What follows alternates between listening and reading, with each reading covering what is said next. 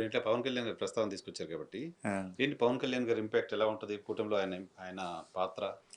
పవన్ కళ్యాణ్ గారి ఇంపాక్ట్ మొన్న ఎన్నికల్లో బాగా ఉందనేది వాస్తవం.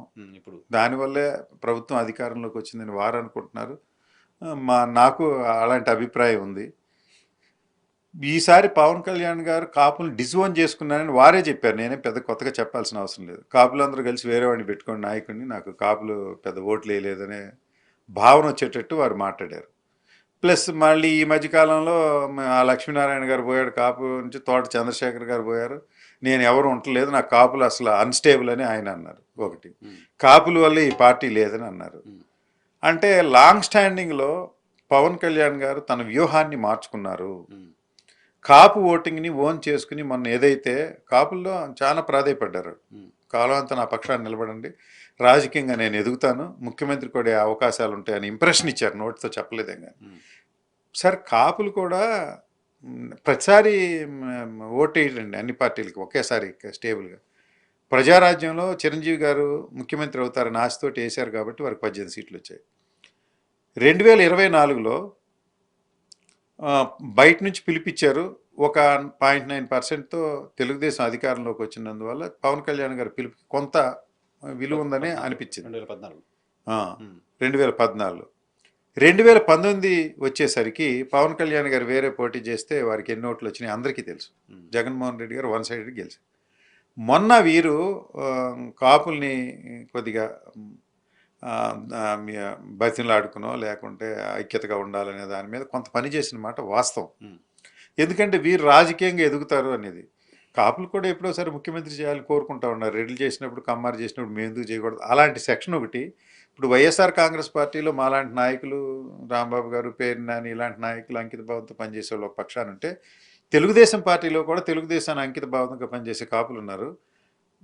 ఓటరు కొంత భాగం, మెజారిటీ ఆ భాగం ముఖ్యమంత్రి అయితే బాగుండని ఒకసారి చిరంజీవి గారి పక్షాన, మొన్న ఒకసారి పవన్ కళ్యాణ్ పక్షాన ముగ్గారు. వారి ఎయిమ్ ఏంటి?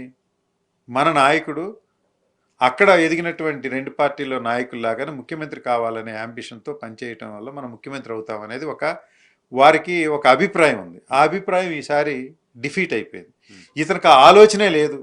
రాబోయే 15 సంవత్సరాలు చంద్రబాబు నాయుడు గారు పవన్ కళ్యాణ్ ఎట్లా ముఖ్యమంత్రి చేసిన తర్వాత ఆటోమేటిక్గా పోతుంది కాబట్టి మనం జగన్మోహన్ రెడ్డిని అవుతుంది. అప్పుడు నాలాగా ఎవరన్నా కాపులతో న్యూట్రల్గా ఉండి వారిని ఎక్కడ ఏ మాట అన్న వ్యక్తుల పక్షాన వారు మొగటానికి 100% అవకాశం ఉంది. పొన్నూరులో కాపు ఓటింగ్ మెజారిటీ ఈసారి ఎన్నికల్లో నాకు రాబోతుంది. దానికి ప్రధానమైన కారణం ఏంటంటే, నేను అగ్రెసివ్గా కమ్యూనిటీని లేకపోతే పవన్ కళ్యాణ్ గారిని ఇంకొకరినో రాజకీయ కారణాలతోటి దూషించకపోవటం ఒకటై ఉండొచ్చు.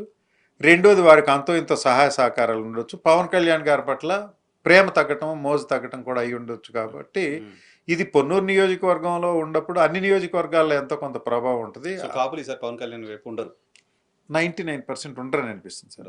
కారణం ఏంటి? మీరు ముఖ్యమంత్రి అవుతానని అనుకుంటే కానీ, ఇప్పుడు నువ్వు ముఖ్యమంత్రి అవుతానని నమ్మరు ఎలక్షన్ ముందు. నీకు ఆ యాంబిషనే లేకపోతే ఎట్లా సార్? ఇప్పుడు జగన్మోహన్ రెడ్డి గారు is a very serious politician. మీరు చూడండి, పొద్దున్న నుంచి సాయంత్రం వరకు ఆయన అదే పని మీద, అదే ప్రాజెక్ట్ మీదే ఉంటాడు. ఓటమిలు గెలుపులు సర్వసాధారణం. 14లో ఓడిపోయారు, 19లో గెలిచారు, 24లో ఓడిపోయారు, 29లో మళ్ళీ గెలుస్తారు, అది వేరే విషయం. కానీ 24 hours అదే పని మీద ఉంటారు. ఓడిన 2 నెలల నుంచి ఆయన మళ్ళీ వచ్చేసారు కదండి, అందరినీ మమ్మల్ని అంటే యాక్టివేట్ చేసుకుంటా పార్టీని ద్విగుణీకృతం చేసుకుని 2 సంవత్సరాల్లోనే. ఇప్పుడు యాంటీ ఇన్కంబెన్సీ ఒకటే కాదు సార్, యాంటీ ఇన్కంబెన్సీ ఉన్నప్పుడు కమ్యూనిస్ట్ పార్టీ కూడా ఒకసారి అధికారాల్లోకి రావచ్చు.